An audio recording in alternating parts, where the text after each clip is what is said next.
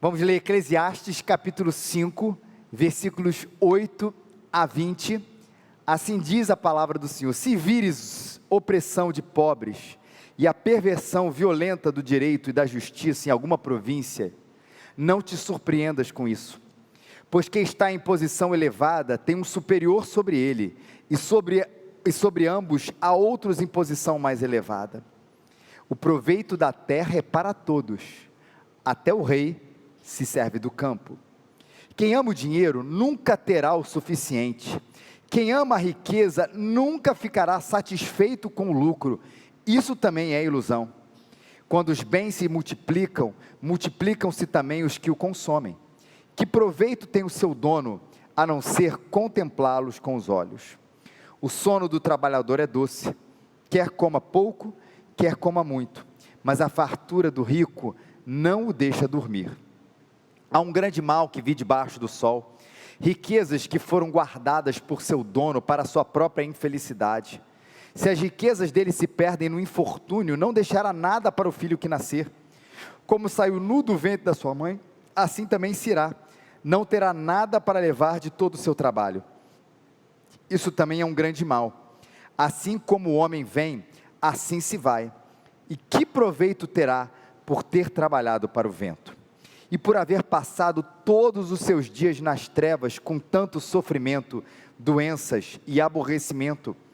Aqui está o que concluí: o bom e agradável na vida é comer, beber, desfrutar o trabalho, o resultado de todo o seu duro trabalho debaixo do sol, todos os dias da vida que Deus lhe deu. Esta é a sua recompensa. E quanto ao homem, a quem Deus deu riquezas e bens e capacidade para desfrutá-las, receba a sua parte e alegre-se com o seu trabalho. Isso é um presente de Deus, pois não se lembrará muito dos breves dias da vida, porque Deus lhe enche o coração de alegria. Deixa eu registrar para você aqui uma frase de para-choque de caminhão. Giovanni, abre para a gente, mas é cheia de sabedoria. Aquela frasezinha que a gente compartilha, não sabe de quem foi, a gente vê em 1000 outros lugares, se atribui a Monteiro Lobato, a Freud, a quem for, mas é tão presente aí talvez no nosso imaginário aí brasileiro, nas correntes do WhatsApp, que diz o seguinte: algumas pessoas são tão pobres que elas não têm nada além de dinheiro. Já ouviu essa frase? É cafona, mas é verdadeira, não é, gente? Algumas pessoas são tão pobres que elas não têm nada além de dinheiro. E dinheiro é um assunto, querido, que a Bíblia está recheada de versículos, de conselhos e de verdades a respeito desse assunto tão importante. Quando a gente olha para a pessoa de Jesus e para o que ele fala para a gente, né, nas páginas do Novo Testamento, ali na boca de Jesus, a gente percebe que diversas vezes Jesus abordou esse tema. Ninguém pode servir a dois senhores, pois odiará um e amará o outro, se dedicará a um e desprezará o outro. Vocês não podem servir ao Deus e ao dinheiro, ou a Deus e às riquezas. Palavra de Jesus. Lucas 18, 24, Jesus faz um alerta muito grande para o famoso jovem rico, quando ele faz ali toda uma abordagem, ele manda vender todos os seus bens, etc, etc, a conclusão de Jesus do problema e do perigo do amor ao dinheiro, a gente vai tratar sobre esse assunto hoje aqui, é como é difícil aos ricos entrar no reino de Deus.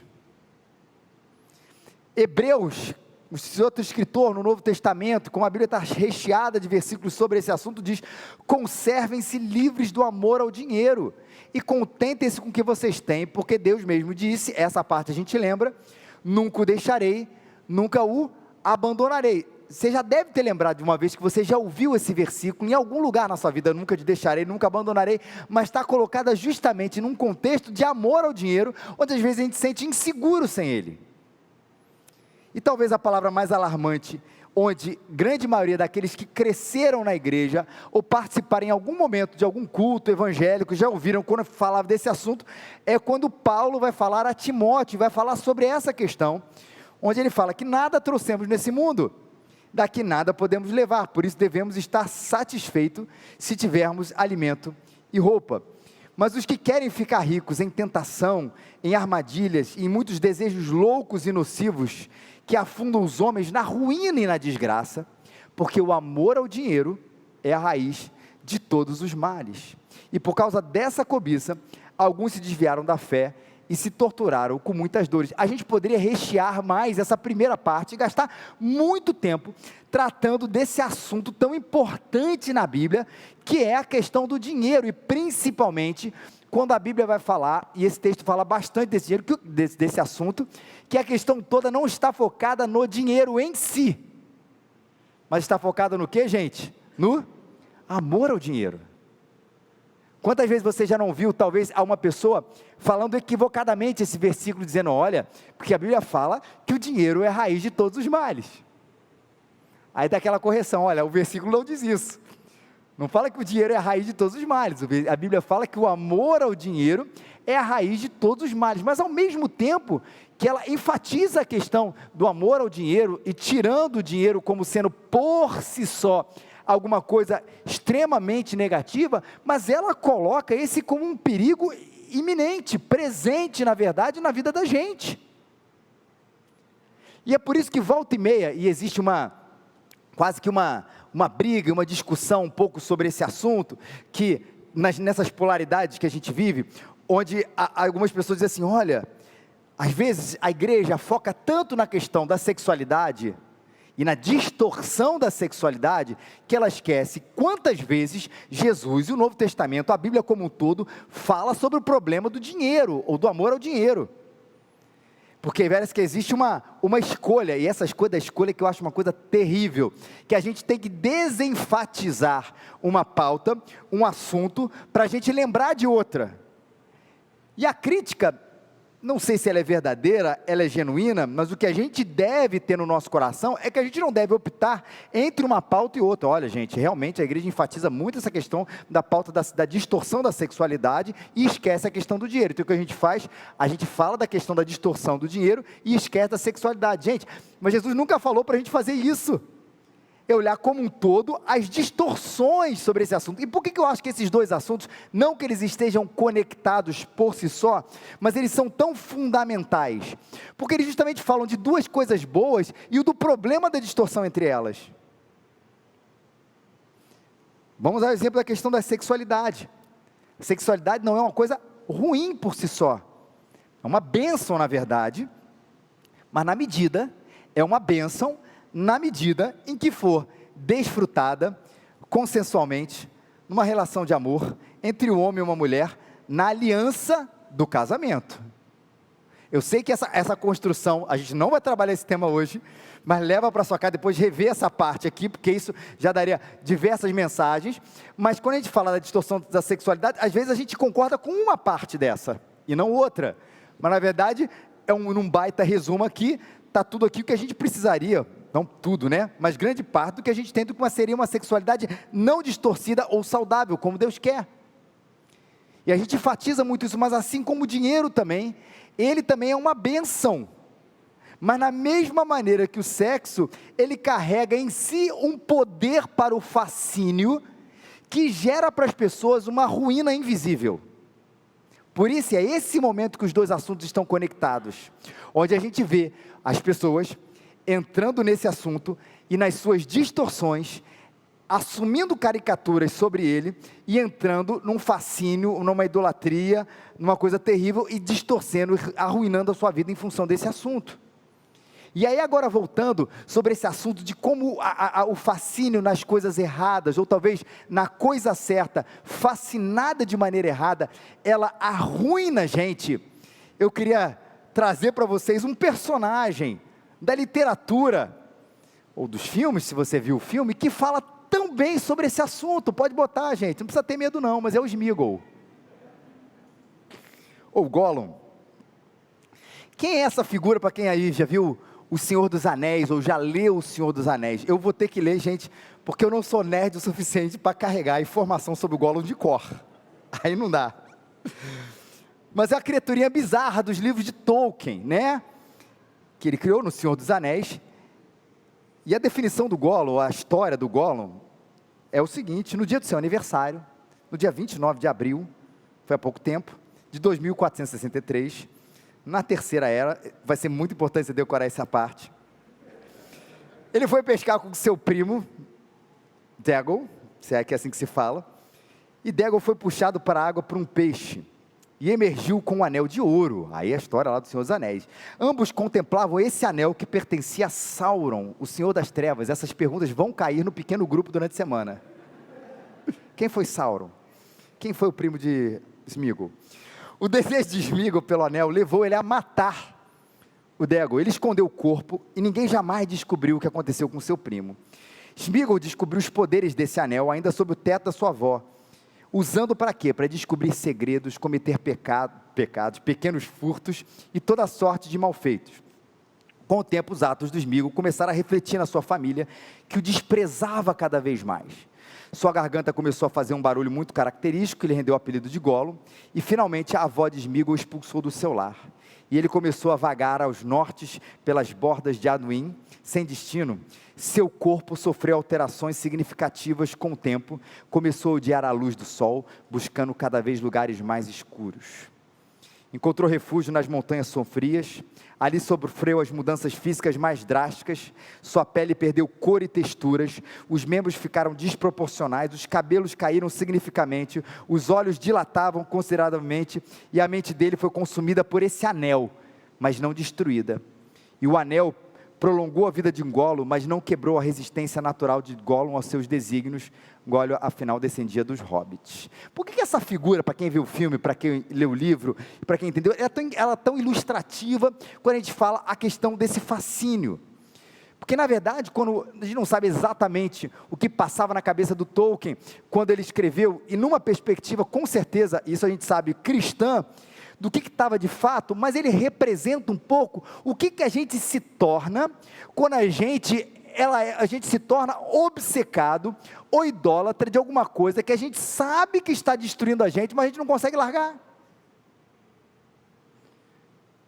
E é isso, ele vê o anel, o My Precious lá, o negócio que ele fica lá, ele quer aquilo, e ainda que saiba que aquilo esteja destruindo ele como destruiu, porque ele não é essa criatura, não é essa criatura que você viu aqui na foto, ele já foi uma pessoa, entre aspas aí, normal, mas aquilo ao mesmo tempo que ele exerce aquele fascínio sobre ele, ele não consegue largar.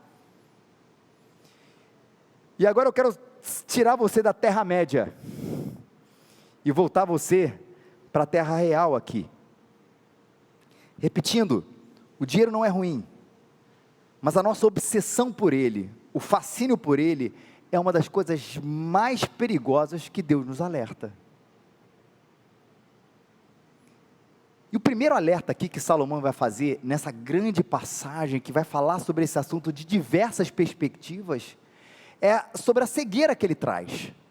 Que assim como o anel traz ele cego para perceber o que o anel estava fazendo com ele mesmo, e com a relação com todos o seu próprio primo, a sua família e tudo isso, o amor ao dinheiro, que é o nosso tema aqui hoje, também nos cega para diversas coisas, e a primeira delas, ela nos cega para o respeito ao amor ao próximo. Se vires a opressão de pobres, e a perversão violenta do direito e da justiça em alguma província, não te surpreendas com isso. Pois quem está em posição elevada, tem um superior sobre eles, e sobre ambos há outros em uma posição mais elevada. O primeiro alerta aqui é esse: diante da opressão do pobre, na perversão violenta do direito e da justiça, a primeira coisa, é incrível isso, não se surpreenda. Ele diz, por que você não deve se surpreender? Por causa de uma cadeia de poder terrível. Onde, e aí vamos entender que o amor ao dinheiro está incluído nesse processo todo, onde a cadeia, o amor ao dinheiro aqui, ele perverteu todo mundo que quer um pedaço desse bolo. Pois quem está em posição elevada, tem um superior a ele, e sobre ambos há outros em posição mais elevada. Repito, por uma questão hermenêutica de interpretação, Salomão não está necessariamente falando nesse texto sobre o amor ao dinheiro, na verdade, nesse versículo em si, mas o amor ao dinheiro que carrega os textos abaixo, ele inclui uma grande explicação que fala sobre essa cadeia de opressão, ou seja, por que as pessoas elas vão lá, elas ficam indignadas com a injustiça, e elas tentam recorrer de alguém acima dele. Esse alguém acima dele não resolve, porque tem outro acima dele, e outro acima dele, e a gente vê essa injustiça aqui, institucionada e generalizada. Claro, é por causa do pecado, mas porque todo mundo se satisfez com esse fascínio, e ninguém quer largar a mão. E ela descreve aqui nesse texto, é uma sensação que a gente tem, volta e meia, não tem? Não parece que ele descreveu a gente? Não parece que ele descreveu a gente naquele momento que alguma coisa errada aconteceu, até num nível mais social? A gente assim, bota na conta do Papa. Esse cara não tem para recorrer, porque A está corrompido, B está corrompido, C está corrompido, D está corrompido, e cara, e ninguém quer se descorromper. Porque está todo mundo fascinado, porque ainda que isso gere alguma coisa terrível para as pessoas, os olhos delas estão cegas ao amor ao próximo, que elas preferem ver a ruína da sociedade, elas preferem ver a ruína das pessoas, elas preferem ver a sua ruína, do que largar mão daquele anel, daquele dinheiro, da qual os seus olhos estão absolutamente fascinados. E a gente fica, a quem eu recorro, se tudo já está corrompido? E às vezes a gente tem vontade de chutar o pau da barraca, não tem? Vou citar um outro filme, hoje tem um monte de filme para citar aqui. Se você já viu um filme chamado Relatos Selvagens, filme argentino, você vai lembrar da cena, se você já viu, eu vou descrever aqui para vocês, que fala bastante disso, da questão mais do governo, onde talvez o ator argentino mais famoso, o Ricardo Darín, ele está lá, numa cena, se você já viu esse filme, são vários contos, justamente que falam sobre, é um filme meio surrealista, o que seria de nós se a gente desse vazão a toda a raiva que a gente sente. E nesse episódio desse filme, eu sei que é uma micro injustiça comparado ao que a gente vê, mas que ilustra essa sensação, para quem viu o filme vai lembrar, ele é um engenheiro, começa o filme, ele é um engenheiro especializado em demolição. Aquele cara, ele vai ter que demolir lá o prédio, vai ter que demolir aquele espaço ali, ele bota aqueles explosivos lá, e aí demole o negócio, beleza, vai para casa. Aí um dia ele estaciona num lugar, e aí ele vai estacionar no lugar, e aí depois ele olha, o carro dele foi revocado. Mas ele olha, e aí na Argentina provavelmente mais é assim, não é uma questão da placa, como em outros lugares do mundo, você tem ali pintado na calçada, ou no meio fio, os lugares onde é permitido, onde é proibido estacionar, onde pode estacionar durante 15 minutos, farmácia, coisa parecida. Você vê pela tinta na calçada. E ele olha e fala assim, mas não tinha nenhuma tinta na calçada. Como é que eu ia quem já não passou por isso, como é que eu ia saber que esse lugar eu não podia estacionar? Só que o filme é para dar vazão a esse negócio. Ele vai lá e vai reclamar no guichê onde ele tem que pagar. E você já sabe, a descrição é do Brasil ali, né?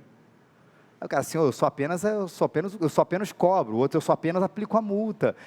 E ele começa a ficar indignado com aquilo, aí acontece de novo, e ele estaciona no lugar, reboca o carro dele de novo, aí na terceira vez, veja que o filme é meio surreal, propositalmente, ele tem uma brilhante ideia. Gente, qual é a profissão dele, gente? Ele é especialista em demolição, trabalha com explosivo. Eu vou contar o spoiler, tá, gente? Ele bota o carro dele no lugar, onde eles vão rebocar. Só que o que ele coloca dentro do carro dele? O explosivo. Aí o carro vai até o pátio da prefeitura, e ele está lá tomando um cafezinho ali, tranquilo, e ele aciona o negócio, aí explode o pátio da prefeitura, e ele termina o filme visto como um certo herói. E lá no fundo, a gente vê ele assim também. Por isso que o filme dá vazão à loucura que seria se a gente fizesse os nossos planos maquiavélicos de vingança. Porque lá no fundo a gente já imaginou isso, não já imaginou? Vou invadir a prefeitura, sequestrar o prefeito, vou mandar um explosivo no palácio. Você não vai fazer isso, mas você sente vontade, e o filme realiza isso por você. Está na Netflix, me paga por na HBO.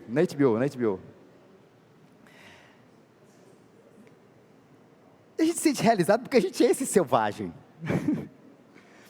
Mas quando a gente olha para a cadeia da injustiça, a gente fica revoltado. E não é para menos também, gente. Já pensou? Por isso que eu quero trazer o não surpreenda na perspectiva correta aqui. Porque já pensou se a gente não ficasse revoltado com um negócio que é injusto? E eu falei de uma coisa de multa, de reboque, que é menor comparado ao que a gente vê no mundo. É só uma ilustração. Mas Jesus deu uma palavra para a gente sobre esse assunto. Ele fala: felizes, bem-aventurados os que têm fome e sede de justiça, porque eles serão fartos. Olha que interessante. Ele fala que é necessário uma indignação nossa, uma fome e uma sede de justiça. Mas ao mesmo tempo, a Bíblia nos fala, nos conta a história da redenção como um todo, da transformação, de que a gente nunca vai estar 100% farto nessa vida, porque ela fala que há uma dimensão da esperança futura. Vamos falar de justiça aqui. Então a gente vai ter que lidar com 3 olhares para a injustiça nesse mundo. A primeira delas é: não te surpreendas com isso. A segunda ela é: tenha fome e sede de justiça.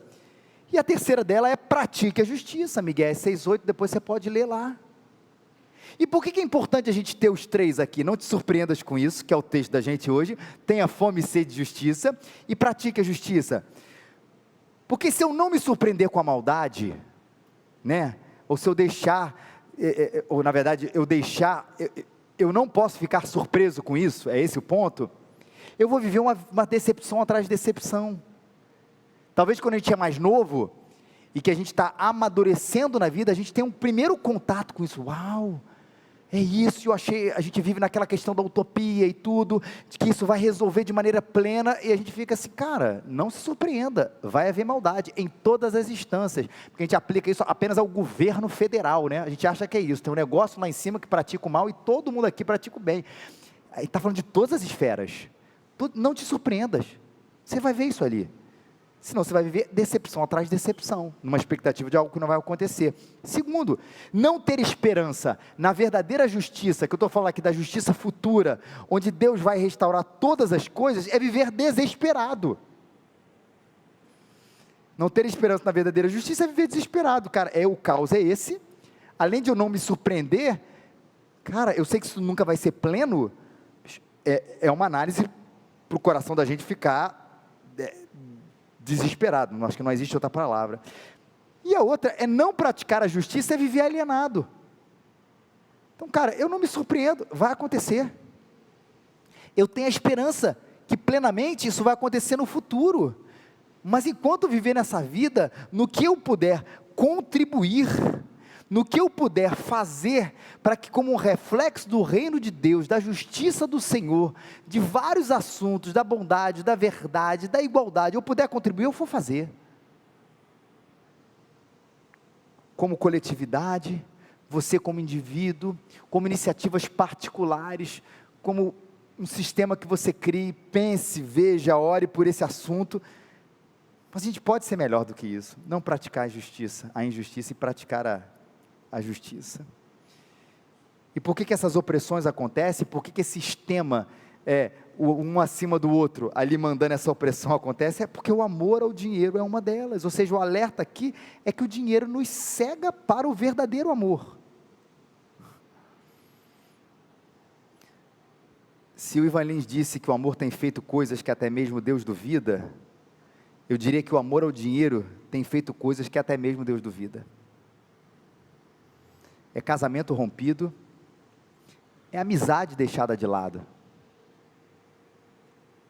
As pessoas simplesmente não se importando com o próximo, tendo em vista que o dinheiro e não o outro, ou o amor ao dinheiro e não o outro está em primeiro lugar. Quanta coisa, quanta ganância, de que maneira terrível caminha a nossa humanidade. Por causa do amor ao dinheiro que nos cega para o próximo. Esquece ele, eu penso em mim, no meu fascínio. O outro, sei lá, ele que se vire, ou ele que dê um jeito. A Bíblia nos chama para esse amor.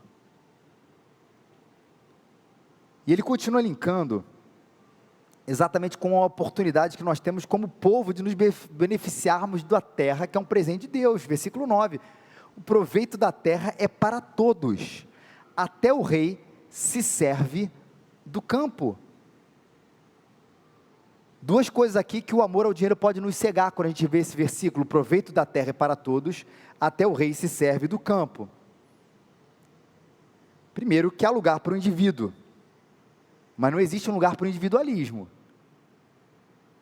O proveito da terra é para todos. A gente está no mesmo barco. A gente precisa, como cristão, né, tentar trazer esse benefício, ao mesmo tempo de não ferir a justiça. Não existe uma resposta fácil para isso, e eu sei disso. Qual é a nossa resposta fácil? Comprar um pacote ideológico. Não faça esse negócio.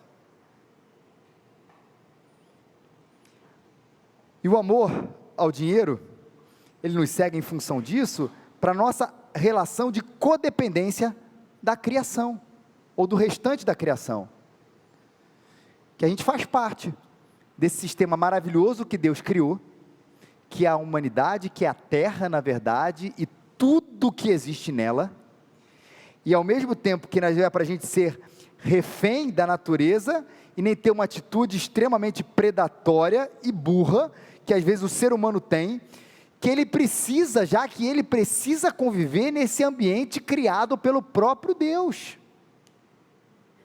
A terra é para todos, a gente está junto nesse barco. E olha a força destrutiva aqui, ela cega para ver a humanidade no seu sofrimento, e ele nos cega, né, o amor ao dinheiro, para nos ver como parte da criação, destruindo a própria criação de Deus, que é o ambiente onde esse ser humano e os seus irmãos, e todos nós e a humanidade, vão precisar conviver, em benefício de quem? De mim mesmo. Ou seja, eu destruo tudo ao meu redor, para me beneficiar. Não faz muito sentido isso. A terra é para benefício de todos, no sentido de que não há lugar para o individualismo, há lugar para o indivíduo, a gente não nega isso, é importante esse equilíbrio santo aqui, né? Para a gente ver aqui como oportunidade, e ao mesmo tempo, a gente enxergar a nossa relação de codependência da criação. Estamos todos inseridos nesse meio ambiente. E se a gente destruir tudo ao nosso redor, ao nosso benefício, todos nós nos destruiremos. Mas o texto vai continuar falando sobre essa questão mais autodestrutiva. Ele vai partir para si mesmo. Se a lógica é essa, você vai pegar o amor ao dinheiro, vai fazer com que você enxergue que tudo é para você, e você vai querer satisfeito, você esquece o outro, esquece o ambiente onde você está, esquece todas essas coisas, é só para você? Tá bom, olha a resposta: quem ama o dinheiro nunca terá o suficiente, quem ama a riqueza nunca ficará satisfeito com lucro. Isso também é ilusão. Olha que interessante, ele te cega para o próximo, você só pensa em você, e só pensa nessas conquistas, assim, o dinheiro é meu, é o my precious aqui, é para mim, e eu vou amar esse negócio, vai ser o dono da minha vida, e aí te faz cegar. Se é a coisa mais importante, me cega para o próximo. Se é o mais importante, ele me cega para o ambiente onde eu estou, as oportunidades para as outras pessoas, e a questão da próprio cuidado com a criação de Deus, de uma maneira equilibrada. Mas ele cega você para você mesmo, que é isso que o texto está dizendo aqui, que o amor ao dinheiro, ele é uma bomba autodestrutiva, porque ele não nos satisfaz. Quem ama o dinheiro nunca terá o suficiente. A famosa frase, né, que perguntaram, acho que foi para Rockefeller, pode ser também uma dessas coisas que pode ter sido para perguntar para milhares de milionários: quanto dinheiro falta para você ser feliz? Sempre um pouco mais. Sempre um pouco mais. Sempre um pouco mais. Não satisfaz. Não é que ele seja ruim, e esse é um ponto importante, que ele termina inclusive dizendo que ele não é ruim, mas ele não vai te dar a satisfação que você acha que ele vai dar. Ele pode, o amor ao dinheiro, né, que é esse amor exagerado, esse fascínio, cegar para o próximo, cegar para a criação e cegar para você mesmo, você se autodestruindo. O exemplo disso, por exemplo, é uma vida preocupada.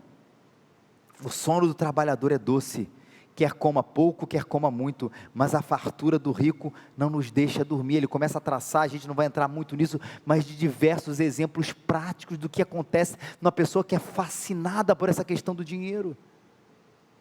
A vida dela se torna um estorvo, ela, em vez de descansar, de aproveitar, que é a tônica aqui do texto, ela começa a ver uma vida extremamente preocupada, ela não dorme bem, porque ela quer mais, e ela não pode perder isso, e ela tem que ter sempre mais, e aquilo, essa inquietação vai dominando o seu coração. Ela não pode perder o seu Deus. Ele fala da vida instável que é, quando a pessoa coloca como fundamento da vida, o dinheiro, e que é o amor ao dinheiro, colocar ele como fundamento. É um grande mal que vive debaixo do sol, riquezas que foram guardadas para o seu dono, para a sua própria infelicidade.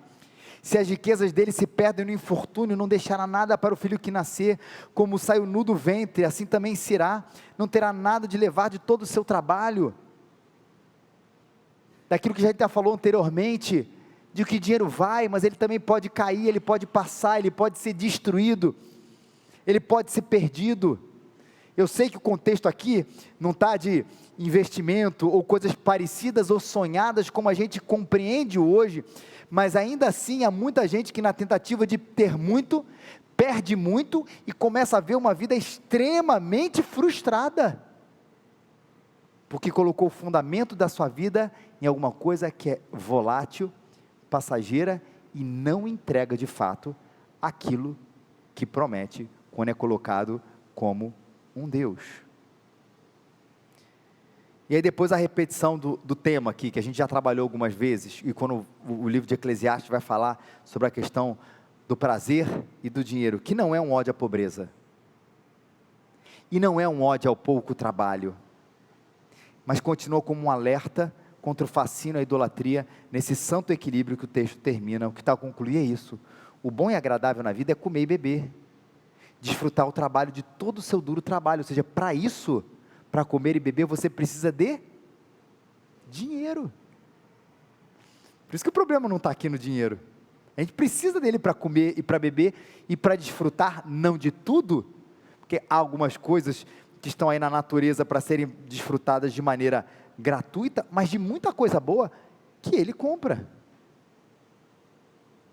Quanto ao homem, inclusive ele fala, e quanto ao homem a quem Deus deu riquezas e bens e capacidade para desfrutá-las. Olha só, não é apenas a quem deu riqueza e bens, mas deu riqueza e bens e capacidade para desfrutá-la, enfatizando que esse homem com o coração satisfeito, que ainda que seja rico, ele não colocou a sua esperança ali, e ele consegue desfrutá-la, receba a sua parte, e alegre-se com o seu trabalho. Isso é um presente de Deus. Olha como é que a Bíblia, aqui, ela é interessante, nessa sua complexidade da análise. Não falou aqui, né, o problema está no dinheiro, não compre nada, não desfrute nada, porque seria até uma hipocrisia nossa, não porque é uma hipocrisia, porque a gente é assim, pecador, mas porque a Bíblia fala que coisa boa, a gente poder comprar coisas que nos deem prazer, mas não coloquemos nesse dinheiro a nossa idolatria de vida, porque a gente pode viver com menos.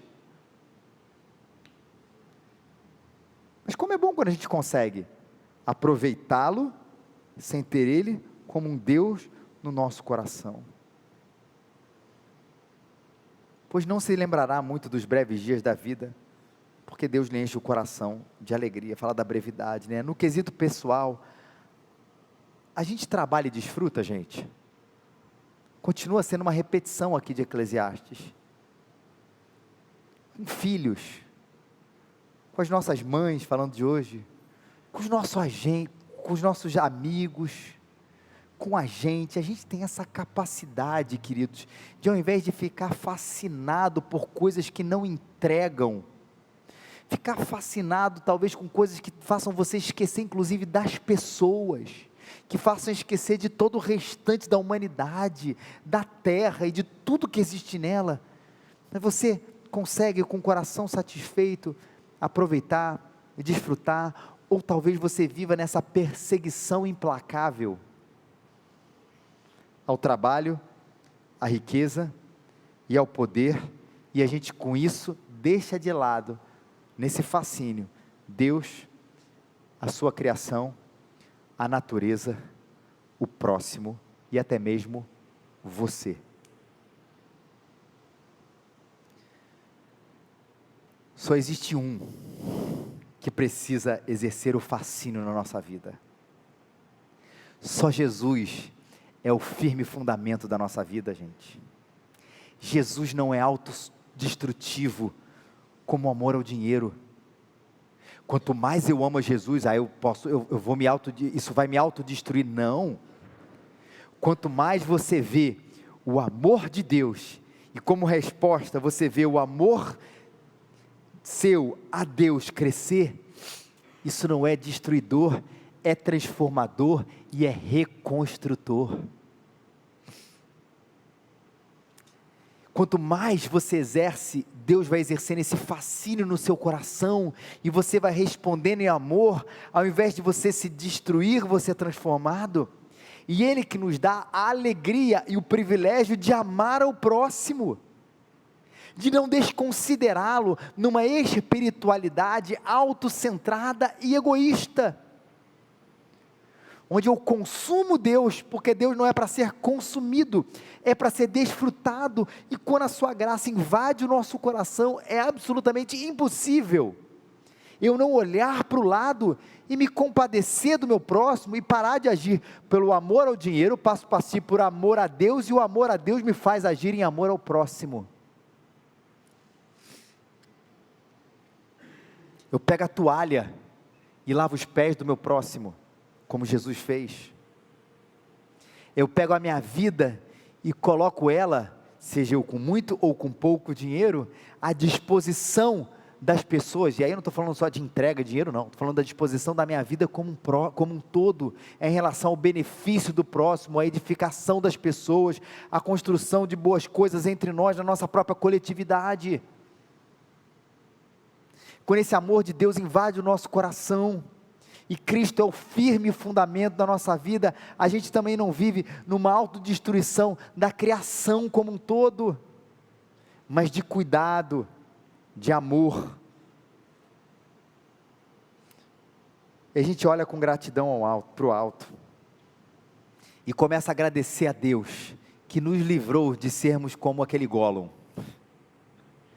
que nos livrou e nos salvou da autodestruição, que nos livrou de uma vida tóxica, onde às vezes a gente mesmo não conseguiria enxergar essas coisas que estavam nos destruindo, mas quando Ele se colocou e se mostrou e nos salvou como firme fundamento da nossa vida, Ele nos deu uma vida em abundância, transformadora, serva, generosa, alegre, para a glória do Seu nome, e tudo isso Ele conquistou para a gente na cruz do Calvário.